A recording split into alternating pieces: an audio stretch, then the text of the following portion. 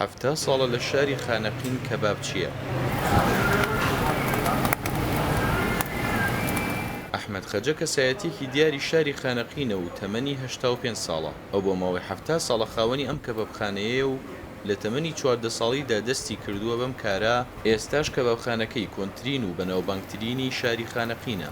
والله دي انسان فكر مستقبل خويك بياوي مستقبل خوي فكر لكل ملالي بياوي دي دعاوي حاشادر ايماني ضعيفه. وەستا ئەحمەد خەجە هەموو بەیانیەک لەگەڵ سەلامی کوڕیدا دێنە کەبابخانەکە و تا درنگانێکی ڕۆژ پێشوازی لە میوانەکان دەکەن. لە بەغدا بچۆ بپرسە، لە بەغدا بپرسە بێژ ئەحمەد خەجە تێرم بۆلا لە هەر کەمرەژێ ئەحمەد خەجە تێرم بۆیلا نە بازاڕە بنەوبانگە لە جنوبە مەشهورە کەبابە گۆشتە جگەرە دڵە گورچیلەیە و بەیانیان گشتیمەیە کاتی ڕێی و بەیانیان گشتیمانەیە.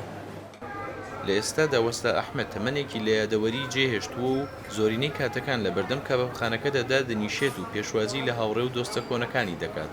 يساء غواتير الزعمان عميد انقش رفيق تقاعد البيوتين بولا عميد يوسف عميد صابير ابراهيم مردان انا اخي صالح انا قشي اركان بي اي سيد مننا سلبنا گەرچی بەردەوامبوون لەسەر کارێک بۆ ماوەی 70 ساڵ ئاسان نییە، بەڵام وەستا ئەحمەد خەجە باسی لەوە کرد گەر مرۆڤ کارەکەی خۆش بێت و باوەڕی پێی هەبێت ئەتوانێت سەرکەوتوو بێت و نەوەستێت.